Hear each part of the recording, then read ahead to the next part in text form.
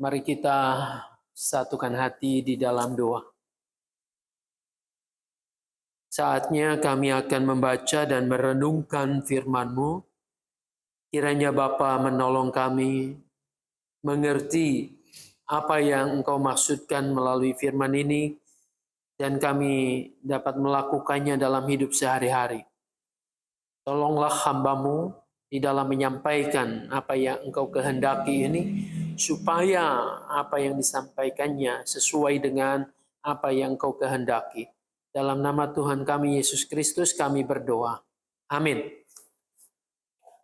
Saudara-saudara, pada pagi hari ini kita akan membaca bagian kitab Yesaya 52 ayatnya yang pertama sampai dengan ke-6. Saya akan membacakannya untuk kita semua. Yesaya 52 ayat pertama sampai dengan ke-6 demikian. Terjagalah, terjagalah. Kenakanlah kekuatanmu seperti pakaian, hai Sion. Kenakanlah pakaian kehormatanmu, hai Yerusalem, kota yang kudus. Sebab tidak seorang pun yang tak bersunat atau yang najis akan masuk lagi ke dalammu. Kebaskanlah debu daripadamu, bangunlah. Hai Yerusalem yang tertawan, tanggalkanlah ikatan-ikatan dari lehermu, hai Putri Sion yang tertawan. Sebab beginilah firman Tuhan. Kamu dijual tanpa pembayaran, maka kamu akan ditebus tanpa pembayaran juga. Sebab beginilah firman Tuhan Allah. Dahulu umatku berangkat ke Mesir untuk tinggal di situ sebagai orang asing. Lalu Asyur memeras dia tanpa alasan. Tetapi sekarang, apakah lagi urusanku di sini? Demikianlah firman Tuhan. Umatku sudah dirampas begitu saja. Mereka yang berkuasa atas dia memegahkan diri. Demikianlah firman Tuhan. Dan namaku terus dihujat sepanjang hari. Sebab itu umatku akan mengenal namaku. Dan pada waktu itu mereka akan mengerti bahwa akulah dia yang berbicara. Ya, aku. Sampai demikian jauh pembacaan Alkitab firman Tuhan. Yang berbahagia adalah setiap kita yang mau mendengarkan firman Allah, memelihara dengan melakukannya. Haleluya. Ibu Bapak yang dikasihi dan mengasihi Tuhan Yesus. Setiap kita pasti pernah mengalami masa-masa yang sulit.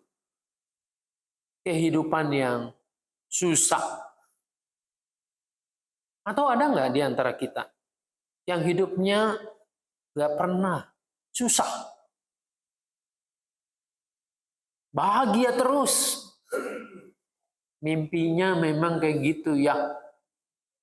Maka ada orang mengatakan kecil dimanja, dewasa poya-poya, senang-senang, mati maunya masuk surga. Kayaknya nggak ada hidup yang kayak demikian. Mimpi kali ya, kalau seperti itu. Setiap saat kita bisa saja hidup dalam kesulitan, kesusahan. Nah, kalau kita pernah mengalami itu, dalam kondisi yang demikian, biasanya tuh apa yang kita pikirkan? Apa yang kita bayangkan? Ketakutan. Ketakutan, kekhawatiran. Di balik ketakutan itu apa sih yang menakutkan kita? Iya, khawatir. Di balik khawatir, di balik takut itu adalah bayangan kita, kondisi keadaan akan semakin lebih parah, lebih buruk. Ibonyo yang sakit pinggangnya gitu ya. Pas ketika merasakan itu, saya tidak tahu kalau Cibonya, tapi banyak orang ketika mengalami itu bayangannya adalah jangan-jangan ini nanti tambah parah nih. Takut nggak bisa jalan. Takut terbaring terus di tempat tidur, kemana-mana pakai kursi roda, dan seterusnya. Umumnya bayangan orang kepada hal-hal yang lebih buruk. Saya kira apa yang dialami oleh umat Tuhan pada zaman pembuangan ini dalam Yesaya 52 mungkin juga begitu. Suatu kali mereka dibuang ke Babel untuk jangka waktu yang tidak sebentar, lama. Kurang lebih 70 tahun. Pak Yakub udah 70 tahun belum? Belum. Saya juga belum 70 tahun.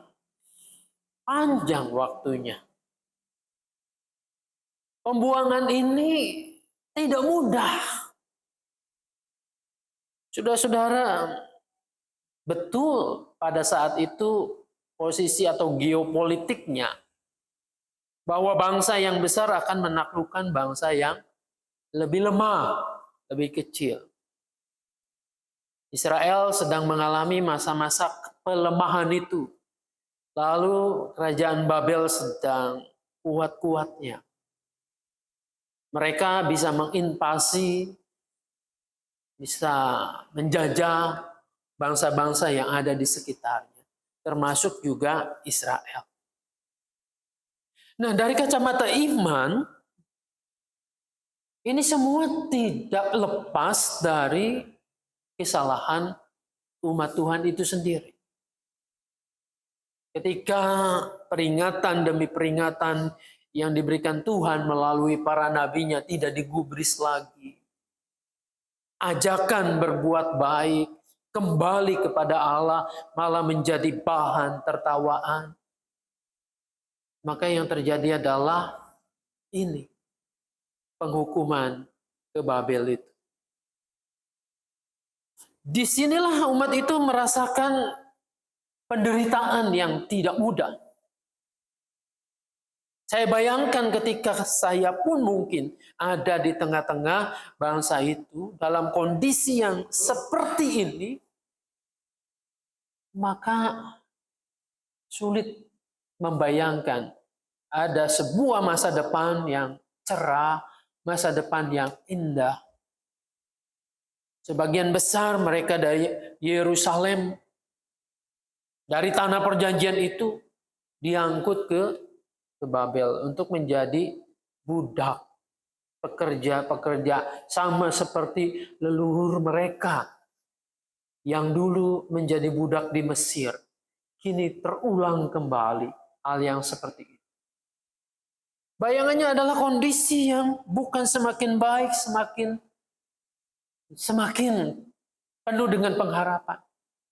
Tapi yang terjadi adalah mereka berhadapan dengan kengerian itu. Sama seperti kita ketika dalam keadaan susah. Yang dibayangkan adalah tambah susah, tambah sulit. Lalu kemudian disinilah firman Tuhan mengingatkan. Terjagalah. Terjagalah. Artinya apa? Bangunlah. Jangan tidur terus. Terjagalah mengingatkan kembali arti mereka sebagai umat Tuhan. Umat yang harus dan terus-menerus mempunyai pengharapan. Dikatakan kenakanlah kekuatanmu seperti pakaian. Jadi kekuatan itu seolah-olah ditanggalkan. Sekarang Tuhan mengingatkan. Bangunlah, terjagalah, kenakan kekuatan. Sebenarnya kamu punya potensi, punya kekuatan. Nah, disitulah firman Tuhan ini menjadi relevan buat kita ketika mengalami masa-masa yang susah. Jangan terpuruk hanya pada kesusahannya itu, pada kesulitannya saja. Betul, kesulitan itu dialami, menyakitkan, membuat kita menjadi takut dan khawatir. Tapi seolah-olah firman Tuhan ini mau mengatakan bahwa terjaga. Ingatlah pada potensimu. Kalau umat Allah itu diingatkan, terjagalah bahwa kamu adalah sebetulnya punya potensi, punya kekuatan. Kamu itu adalah umat Allah. Milik Allah sendiri. Harusnya dalam keadaan seperti ini kita juga diingatkan kembali. Terjagalah. Bangunlah. Semangatlah. Karena Tuhan memberikan kepada setiap kita adalah optimisme, semangat, dan kekuatan. Betul, kekuatannya bukan dari diri kita sendiri, tetapi dari Tuhan. Tidak mudah, iya. Tetapi kita bisa. Banyak cerita mengisahkan itu. Bahwa orang yang berhasil mengatasi sakit penyakit yang parah itu, yang oleh kata dokter nggak bisa disembuhkan misalnya, tetapi ia bisa survive, bisa kembali menjalani kehidupan yang normal adalah kenapa? Karena keyakinan, karena optimis bahwa saya dapat melewati masa-masa ini dengan kekuatan dan pertolongan yang dari Tuhan. Kalau belum apa-apa, kita mengatakan, aduh, sakitku ini begitu parah ya. Aku nanti nggak bisa ini, nggak bisa itu. Aku bagaimana menjalani masa ke depan ini? Nanti nggak ada orang lagi yang bisa menghormati aku karena sakit begini dan seterusnya. Percayalah bahwa dengan sikap begitu, sakitmu akan tambah parah. Ketika orang yakin betul, Tuhan menolong saya. Tuhan memberikan kekuatan buat saya. Maka semangat itu akan menolong tubuh kita. Akan menolong enzim-enzim yang ada di dalam tubuh kita itu untuk bekerja kembali. Untuk produktif lagi. Untuk semangat lagi. Betul, kita mengandalkan obat-obat misalnya, tim medis dan lain sebagainya, tapi itu diletakkan pada ini loh, cara Tuhan yang akan menolong saya. Jadi peliharalah itu dengan sebaik-baik. Nah, saudara yang dikasihi dan mengasihi Tuhan, kita mengingat dan melihat kembali pernyataan Tuhan dalam ayat-ayat yang tadi kita baca itu, bahwa kita diminta untuk mengenakan itu. Kekuatan kita untuk mengenakan pakaian kehormatan. Dulu kehormatan orang Israel adalah mereka umat kesayangan, umat pilihan Tuhan. Dan kalau kita yakini di dalam Kristus, kenakanlah pakaian kehormatanmu. Kamu adalah anak-anak Tuhan di dalam Tuhan Yesus Kristus.